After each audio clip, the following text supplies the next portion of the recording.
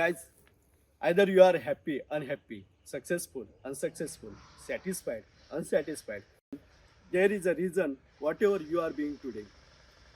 If you want to find a reason of your unhappy life, you should align with nature. You can see heavenly atmosphere here in Devgarh.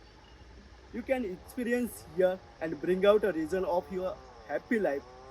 येवा कोकण आपलोच असा.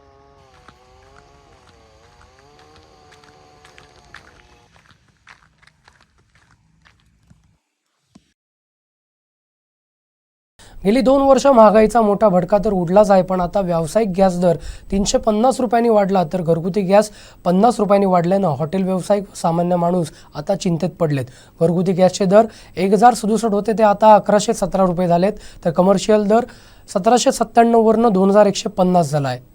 हॉटेलमधील जेवणाचे दर तेवढेच आहेत, पण गॅस तेल व कडधान्याचे दर वाढत आहेत. हॉटेल व्यवसाय चालवायचा कसा हा प्रश्न त्यांच्यासमोर पडला आहे. त्यामुळं काही हॉटेल व्यावसायिक जेवणाचे दर वाढवण्याचा निर्णय घेण्याची शक्यता आहे.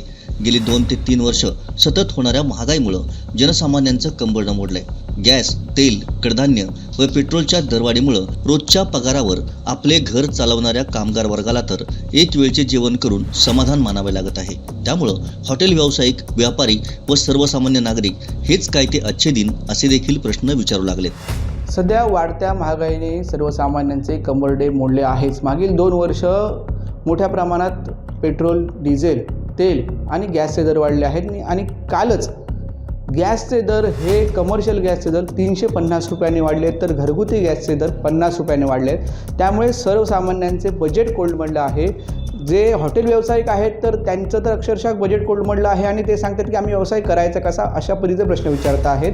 कारण जर जेवणाचे दर तेच असतील आणि गॅसचे दर वाढले असतील तर त्यांना हॉटेल चालवणं कठीण होत आहे. तशाच पद्धतीने घरगुती जे गॅस वाढलेले असल्यामुळे गृहिणी आहेत ते विचार करत आहेत मागील 4 ते 5 वर्षामध्ये 450 रुपयाला मिळणारा गॅस 1000 रुपयाच्या वरती जात असेल तर आम्ही आमचा संसार सांभाळायचा कसा, अशा पद्धतीचे प्रश्न विचारत आहेत. चला तर मग पाहूया या गॅस दरवाढीवर ग्राहकांचे काय म्हणणे आहेत.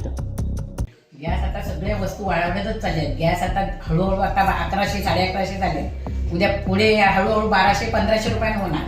काय करायचं, गृहिणीने घर चालवायचं कसं? सगळ्याची महागाई झालेली आहे. सगळ्याची लाकडं आणायची तर ती पण महाग झालेली आहे. मग त्याच्यावर भांडी काळी होतात.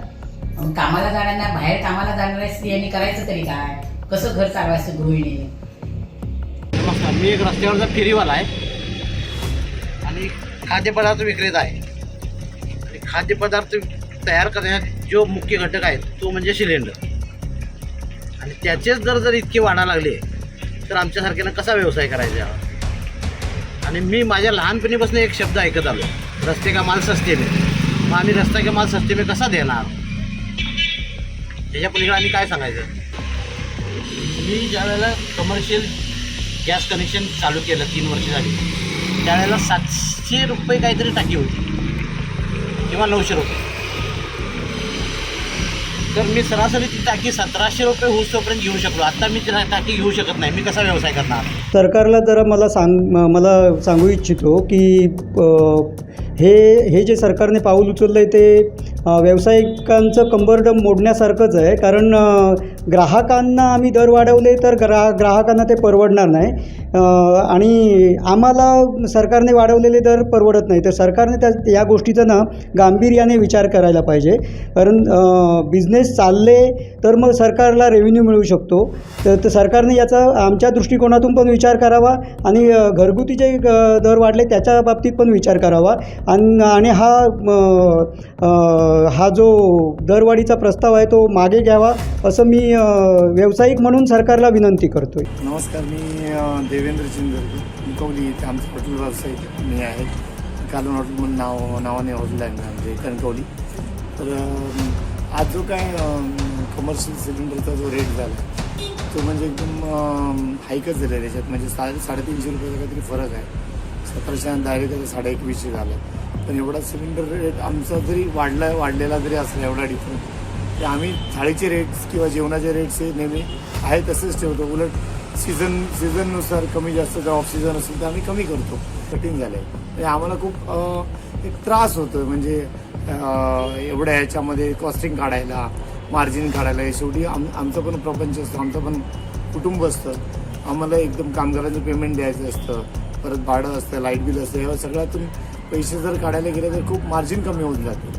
म्हणजे ह्याच्यामध्ये सगळं जगणं कठीण असंही होतं. त्यामुळे जर सरकारला आमची विनंती आहे की एक व्यावसायिकांना तरी आमची विनंती आहे की सगळ्या व्यावसायिकांना याचा फायदा होईल. जर एक मार्जिनमध्ये रेट येतील कमर्शियल सिलेंडरचे तर हॉटेल व्यावसायिकवाल्यांना फायदा होईल. कारण का नॉर्मली हॉटेल व्यावसायिक हा कमर्शियल सिलेंडरच उचलत असतो. हॉटेल व्यावसायिक म्हणून आमची भूमिका एकदम म्हणजे आता विचार करण्यासारखी झालेली आहे. कारण ह्यापूर्वीसुद्धा गॅस वाढ झालेली होती, ती हळूहळू कमी करत त्यांनी परत मूळ पदावर आणलेली, ती परत वाढ करून 2000च्या टप्प्याच्या बाहेर नेण्याचा त्यांचा प्रयत्न आहे आणि ती जाईल काही दिवसात अशी शक्यता आहे. ह्याच दरम्यानमध्ये त्यांनी गॅसचे दर कमी करून बाकीचे दर वाढवून, उदाहरणार्थ तेल, डाळी, इतर कडधान्य जे हॉटेल व्यावसायिकांना आणि सर्वसामान्यांना जीवनावश्यक आहेत त्या ह्याच्यामध्ये दरवाढ करून काही पदार्थामध्ये भाववाढ कमी करून जी हे दाखवलेली होती, सहानुभूती दाखवलेली होती, त्याला कुठेतरी हडताळ बसतो आहे असं आता चित्र आहे. आणि सगळ्यात महत्त्वाचे म्हणजे आत्ताच एक 2-4 दिवसापूर्वी, 8 दिवसापूर्वी दुधामध्ये सुद्धा प्रचंड वाढ झालेली आहे. 2 रुपयापासून 7 रुपयापर्यंतची ती वाढ आहे आणि ती होरपळून टाकणारी आहे. त्यामुळे हॉटेल व्यावसायिकांना आता असा विचार पडतो आहे की दर वाढवले तर गिरायकावरती परिणाम होतो आहे, दर नाही वाढवला तर आमच्या धंद्यावरती परिणाम होतो आहे. धंदा करायचा का नाही करायचा, का कसा करायचा, ह्याचे उत्तर आता ह्या जी भाववाढ करतायत त्या यंत्रणेने द्यावं. घरगुती गॅस 50 रुपयाने आणि कमर्शियल गॅस 350 रुपयाने वाढल्याने आपण पाहिलं की कशा प्रकारे सर्वसामान्यांचे बजेट कोलमडते. तशाच पद्धतीने हॉटेल व्यावसायिकांच्या प्रतिक्रिया देखील घेतल्या, त्यांच्यावर काय परिणाम होतो हे देखील आपण जाणून घेतलं आहे. त्यामुळे जी गॅसची दरवाढ ही सरकारने केलेली आहे ती मागे घ्यावी, एवढंच एक मागणी सर्वसामान्य नागरिक आणि हॉटेल व्यावसायिक करत आहेत.